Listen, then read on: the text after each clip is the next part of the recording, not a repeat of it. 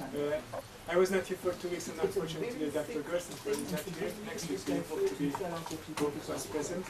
So it's my pleasure now today to welcome Rachel Fish and introduce her.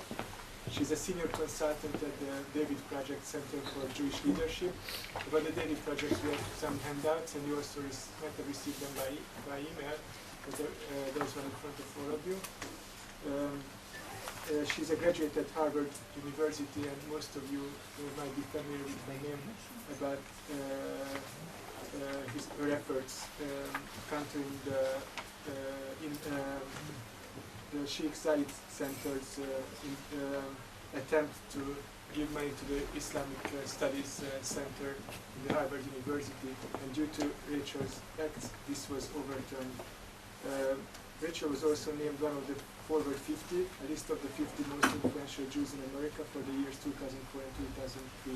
And another thing that got huge publicity is, of course, the film of the David Project, Columbia Unbecoming, which Rachel was the producer of.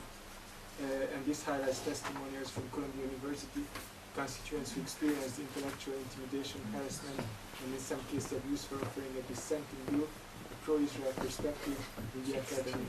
Columbia Unbecoming has received international recognition, resulting in the Columbia's administration responding to student concerns. And as of now, Ms. Fish is currently also a doctoral student at Brandeis University in the field of Israel studies. Welcome, and thank you for joining us for today's seminar. So good afternoon. I was asked to speak primarily about the David Project and the various activities that we are involved in, as well as my experiences working with students on college campuses in North America. So first I'm just going to give an overview of what the organization does, and there are handouts in front of you that go into this in more detail. The David yes? I didn't catch your name. Rachel Fish. The David Project began in late 2002, early 2003. And the founders of the organization were Dr. Charles Jacobs and Avi Goldwasser. Charles Jacobs was also the founder of the American Anti-Slavery Group, which is an organization that worked to free slaves in the world today. So from places like Sudan and Mauritania, he literally was involved in helping have these slaves move to America and other places within the free world and escape the Arabization which they were undergoing within northern Africa. Charles Jacobs and Avi Goldwasser created the David Project because they realized that students on college campuses were under attack if they offered a pro-Israel perspective. The time in which the organization began was when the divestment campaigns originated at Harvard University and MIT. Is everyone familiar with the divestment campaigns? Okay. So it was around that time period in which the organization began, and it was centered primarily on helping students deal with their concerns. And it wasn't just a programmatic perspective. It wasn't, by that I mean not just bringing speakers and lecturers to the students, but actually thinking strategically about the issues these students faced, and then developing a strategy in coordination with the students to execute and to actually help create change within the university community. Very early on, I met Charles Jacobs because while I was a graduate student at Harvard, my first day of orientation was September 11, 2001. So the world immediately changed. And I remember sitting in orientation, and the faculty members, not all of them, but many of them, from the Harvard Divinity School, where I was now a student, the response was, this is obviously America's fault. And we should be apologizing to the Arab world for what we've done. That was the reaction. Incredible.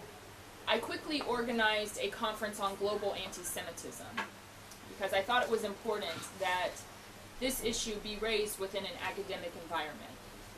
And Charles Jacobs was one of the individuals that came to speak, along with Ruth Weiss and John Levinson and a variety of other academicians from the Boston area. And it was during Charles's presentation that he mentioned that Harvard Divinity School had accepted funds from the President of the United Arab Emirates, who was promoting anti-Americanism and anti-Semitism. And that was really all he said. And I approached Charles after the conference and asked him what other information he could share with me. And he said he didn't really have much, but he would be in communication with me. I immediately began doing research as soon as I left the conference. And I did about 4 months of research, so this moves us into about March of 2003, where I am a second-year graduate student. And I learned that Harvard Divinity School was not only accepting funds from a source that was problematic, someone who was promoting anti-Americanism and anti-Semitism in the United Arab Emirates through the major think tank of the Arab League, which was called the Zayed Center, and this was based in Abu Dhabi. But there was a major problem with the clauses within the Terms of Agreement. The Terms of Agreement outlines the relationship between the university and the donor. And the two most problematic clauses were the following. One related to an exchange of faculty members with scholars from the Zayed Center. Now, this relationship would only benefit the United Arab Emirates Zayed Center, the Arab League's think tank, and not Harvard, because the activities taking place at the Zayed Center were the following. They had individuals such as Thierry Meyssan, the Frenchman who wrote the book The Appalling Fraud, which claimed that the United States government was behind the attacks of September 11th and that Osama bin Laden was a CIA agent. They also invited Professor Umyama Jalahama from King Faisal University, who said that Jews must obtain human blood for their holiday pastries, clearly the resurrection of the blood libel from medieval Europe.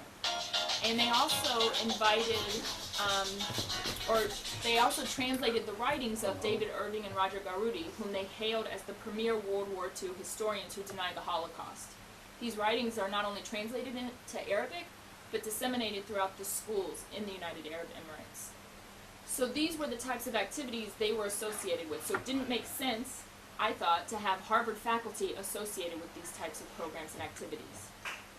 The other major clause that was problematic within the agreement said that depending upon who would sit in the professorship would depend upon whether or not Sheikh Zayed gave the remaining $2.5 million needed to fulfill the position. Because it actually takes $5 million to create a full professorship at a place like Harvard University. And he had only given $2.5 million to begin with. So in essence, Sheikh Zayed was able to control not only who would be sitting in the professorship, but actually what would be taught, which is usually unacceptable with universities. They don't want donors to have that much influence of what actually is going to be taking place in the classroom. After I did my research, I shared my research with a variety of constituents. I first approached the Jewish students because that seemed like the natural ally. Not just at the Divinity School, because there's a very small Jewish student population at the Divinity School, but all of the graduate institutions at Harvard University. And the response from my peers was the following. Rachel, we agree with you that this is very important, but we're applying to graduate schools for PhD programs, we're applying to rabbinical school, we're looking for jobs, and it's almost time for finals, so we really just don't have time to get involved. I then shared my research with the Muslim Student Association. Many of these were students I'd been taking classes with for the past year and a half. And when I shared my research with the Muslim students, they said, we really want a professorship in Islamic studies. Because at the time, Harvard only had visiting scholars in this field. They didn't have a full-time professorship. And they said, you can do good things with bad money. And I said, that may be true, but at a place like the Divinity School, you shouldn't separate the means from the ends. They then responded by saying, well, what's being said is being said over there. It doesn't affect us. To which I responded, I as a Jew know that words have consequences, so I think we must take it seriously. I also shared my research with faculty members throughout Harvard University, tenured and untenured. And when I shared my research with faculty, it usually went along the following lines. They would rush me into their office, close the door, and then whisper, this is really important. What are you going to do about it? And I would say in a normal voice, I am doing something, but what are you going to do about it? And the faculty members explained to me that they didn't feel they could do anything about it. Those who had tenure said, look, if we go public with this, there will be personal repercussions. We won't be invited to departmental functions outside of the university. It'll be very uncomfortable for us within the university. And then both tenured and untenured said, if we discuss these issues, we may not be asked to publish in specific journals. We may not be asked to speak at specific conferences. So therefore, we cannot speak up about this. And at the time, the organized Jewish community was not prepared to deal with these issues. The organized Jewish community was willing to help me find a speaker to come on campus, but I didn't need a speaker to come on campus. I needed someone to help me deal with this specific issue. So it was very difficult for the organized Jewish community to get involved because they would say, this is too confrontational. We don't address these issues. And this was in the early stages before there was an organization called the Israel on Campus Coalition. Is everyone familiar with the Israel on Campus? So it's an important umbrella organization that is based out of Hillel International, which seeks to bring together all of the organizations that work on campus relating to Israel. So you have everyone from ZOA and David Project and Hag Shaman, Hamag Shimim, and Shalom Akshav. So everyone's around the table. Obviously there's much that the organizations don't agree upon, as usual, but everyone can come together in order to communicate and, when appropriate, find ways to collaborate. So this umbrella organization did not yet exist within the community. So for a student, it was very hard to figure out how to appropriately deal with the situation that was addressing an issue that the organized Jewish community had not confronted before. From my work on campus, I was able to have Charles Jacobs work with me, and he provided support as well as the other members of the David Project. And after I graduated, I opened the David Project's New York office. And the David Project continues to this day to work with students to help students deal specifically with the challenges that arise. And I'm going to go into what some of those challenges are. What I see happening on college campus with students today is that they have a variety of organizations that they are capable to turn to and seek resources from. And very often it's either financial resources to help them bring a film festival or a speaker, and they have the ability now to engage with these organizations on a regular basis. The organized Jewish community, when it comes to the work on campus, is very accessible to most students today on college campus. But what I think the challenge is that the organized Jewish community has not dealt with 5 specific issues within the university community. 1, the funding issues. Money is pouring into university campuses across North America from problematic sources, whether it's Saudi money, the United Arab Emirates, or other Arab donors, to create either Islamic study professorships and or Middle Eastern Studies department programs. And very often, the funds are connected to individuals who are problematic, as well as what they are funding on campus could be problematic. So, Georgetown University and Harvard University recently accepted $20 million each from Saudi Arabia, from the prince that gave the money to Rudy Giuliani after September 11th, and Rudy Giuliani tore the check up. No one has yet publicly asked either Georgetown or Harvard to release the terms of agreement, or to begin questioning what the terms of agreement might look like, or to begin questioning what the money is actually going to be used for. How will it be allocated? This has not been a public discussion within the university community on either of these campuses or in the Jewish community. The second issue that we see arising is that you have outside organizations who come onto campus and create a very hostile environment for students who publicly support Israel or label themselves Zionists. An example of this is the Palestinian Solidarity Movement conferences. The PSM conferences have occurred in places such as Duke, Ohio State University, Michigan, George Mason, and others. And I can tell you, I've attended 6 of these conferences. And at these conferences, they're not discussing how to alleviate the suffering of the Palestinian refugees or how to deal with issues or challenges within Palestinian society. All they're talking about is how to dismantle the Jewish state. That is the topic of conversation. And what's important to realize is that much of the funding for the PSM conferences come from departments within the universities. So they are actually helping support some of these activities. You also happen to have a lot of professors who get involved and address these issues and invite some of these speakers beyond the PSM conference to come onto the campus. The third issue that I find is that there are very weak university administrations who do not view Jewish students as a minority, but rather part of the majority. And because of that, criticism of Israel, which often morphs into anti-Semitism on the college campus, not in all cases, but on the college campus, very often, is acceptable because it's under the guise of academic freedom. But we know that academic freedom has limits, and we also know that academic freedom is not acceptable, is not an acceptable cloak for all of this. So for example, you do not have hate speech towards gays and lesbians or African Americans or women issues. It would be unacceptable, and no one would say, well, this is academic freedom. But when it comes to bashing Israel and the Jewish state and those who support Zionism, that's acceptable. And I want to make it very clear right now that I'm not talking about criticism of Israeli policy. What I am talking about is not about where the border should be or what kind of arrangement should be with Jerusalem. That's not at all what this discussion is about. The discussion that's occurring within the university community begins with, does Israel have a right to exist? And the answer is no. So I think it's important to recognize that.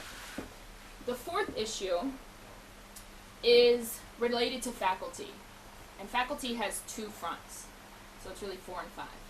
So the first front is that there are many faculty members who are very anti-Israel, who not only don't think Israel has no right to exist, but they use the classroom as a bully pulpit and intimidate and harass students for offering a dissenting perspective, a pro-Israel or a Zionist perspective.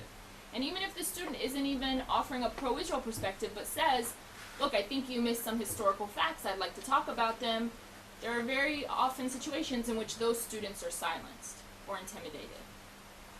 On the other side of the faculty issue is the side of those faculty, mostly Jewish, but not only, who do support Israel's right to exist, and who would be more than happy to engage in a constructive dialogue about Israeli society. But these faculty members are often silenced by their own faculty members. They're often intimidated by their own faculty members. And very often, the faculty who do support Israel are not reaching out to the students who support Israel. So we try to create a bridge between the students and the faculty, because there are many campuses that we'll be working on where students will say to us, we have no faculty support because no one here cares about Israel. And that's very difficult to imagine. We even had students say that to us during the production of Columbia Unbecoming. And we knew there were professors at Columbia who cared about Israel and would be more than happy to support the students' efforts, but they didn't know one another. They weren't in communication with one another.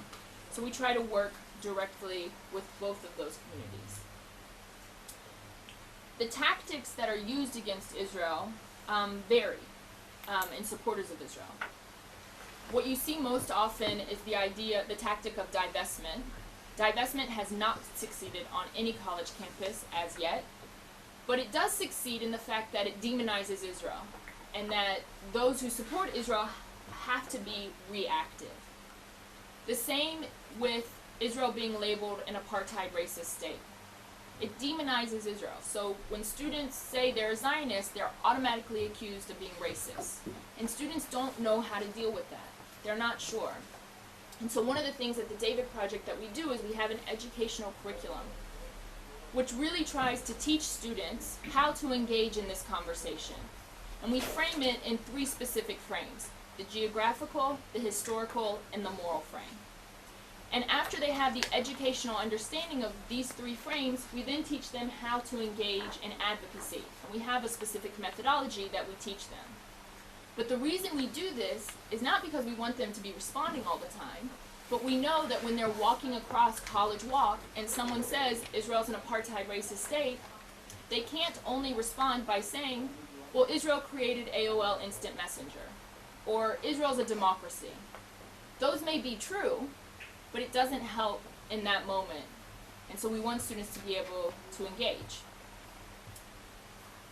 We at the David Project really try to highlight these issues and make them available for the public to understand.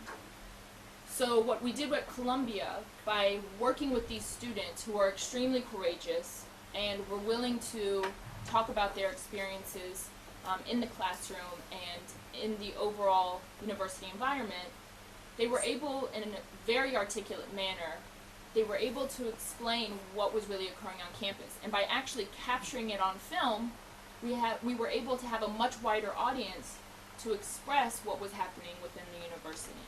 And that was very important to be able to do, because too many people don't know about the problems, and too many people think this is only a Jewish issue.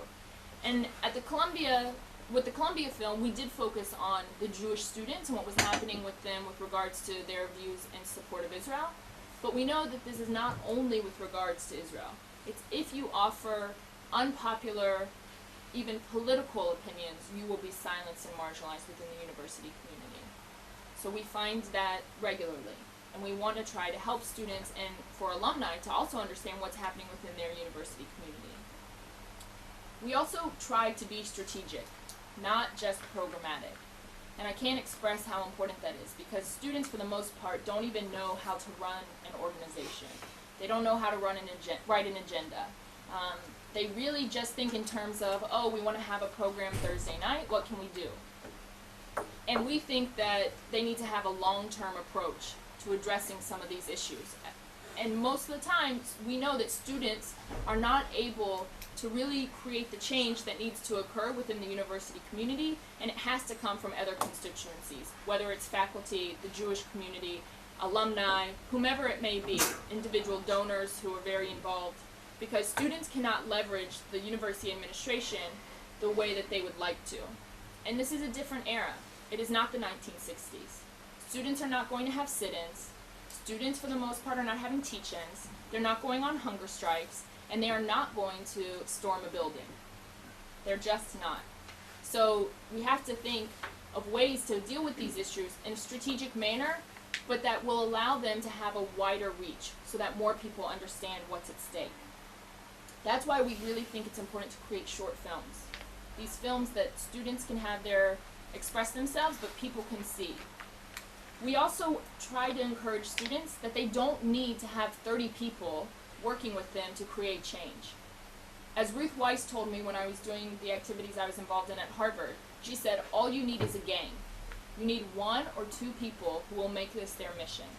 And that's what we try to express to students. We're more than happy to support them.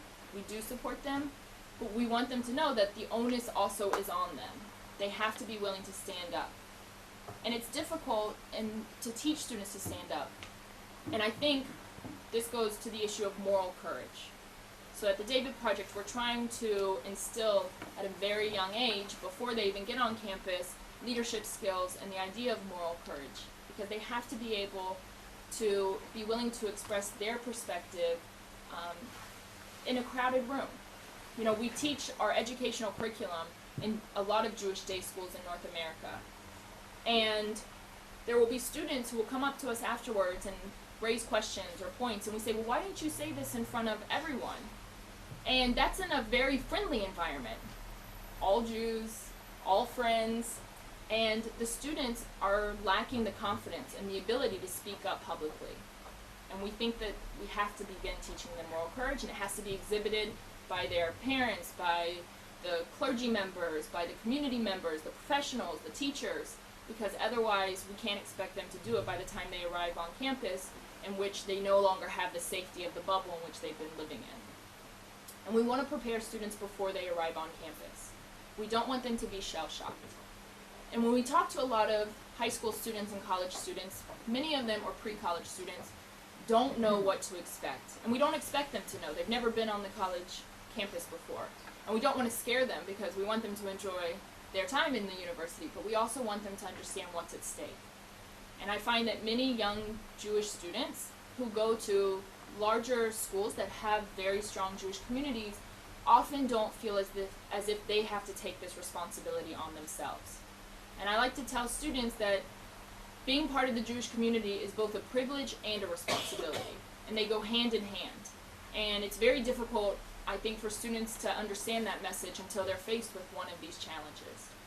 Because it's very easy to keep your head down, do your homework, go to class, and then go hang out with your friends. And when they see their mentors, who are the faculty members, also just doing their work and not engaging in the public discourse, then that's the model they think is acceptable to follow.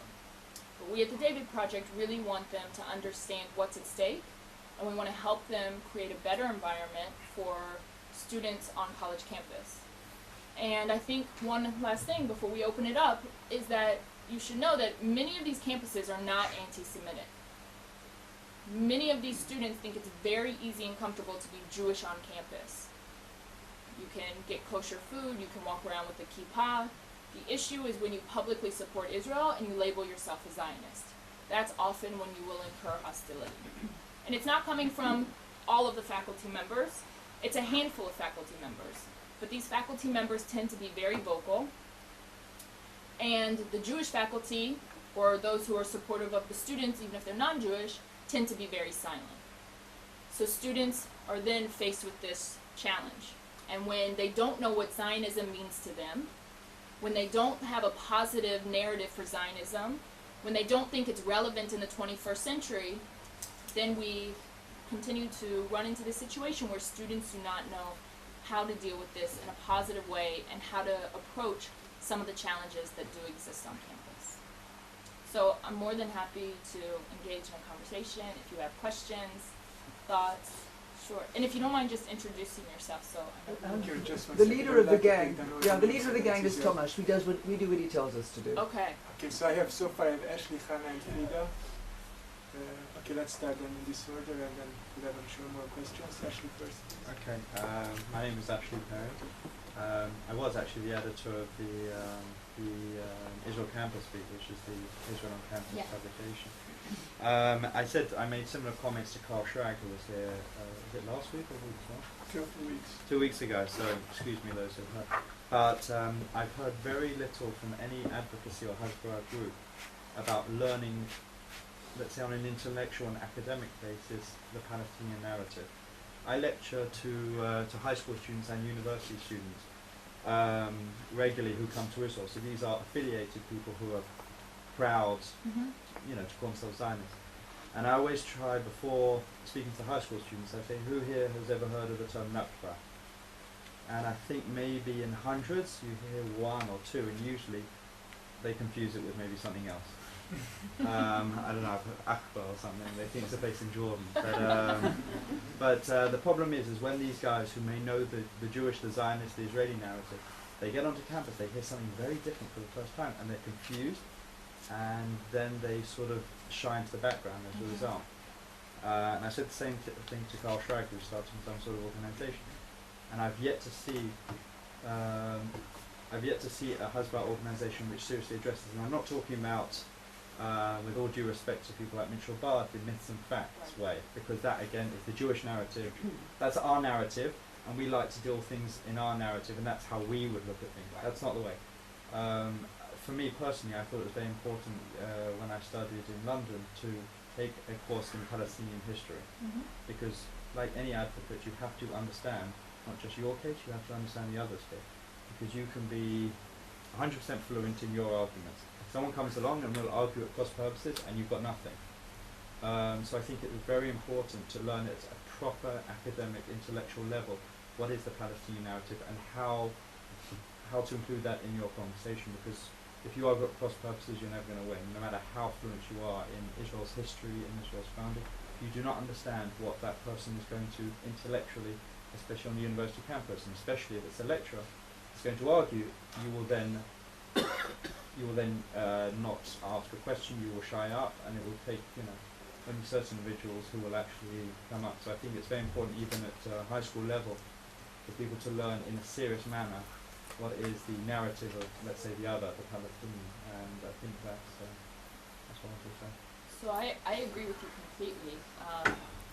I taught a course at University of Massachusetts Amherst this past semester in the spring, and it was not a David Project advocacy course. This was a legitimate academic course. It was 4 credit for these students. And I began talking about, in the class, I think they labeled it Arab-Israeli conflict. That was the course catalog's title. So I began with Zionist history, way before the state was created, because I thought it was important for students to understand, first of all, Zionism. And of course I included aspects of Palestinian history within as the course progressed. What was interesting is that when we started with Zionism, students first of all had no idea. They had no idea. They said, what are you talking, Buber and Ahad Ha'am and Jabotinsky, these guys didn't agree on anything, and that was good. It was good for them to understand the complex nature of the Zionist movement to begin with. So I agree with you that we have to also include the Palestinian narrative in what we do. What's a challenge, and it's a challenge we face as the David Project Educational Curriculum Development Team, the challenge is this. The way we do it is that we only have a handful of educators, and we only have so many hours in the day. So we're not trying to go to all of these schools ourselves. It's impossible. So what we do is we train the educators, and then those teachers then teach our curriculum in the school system. What's very much the challenge to this is that the educators in Jewish day schools don't even know the Jewish narrative. They don't even have this information for themselves. So it's not to say that they shouldn't also be teaching the Palestinian narrative, but we first have to educate them about the Jewish narrative before we can even begin with the Palestinian narrative. And I'll be totally honest, I sometimes cringe at the thought that some of these teachers are teaching from a script, because they can't dig deeper in the material themselves. They don't have the information themselves. So I get nervous thinking,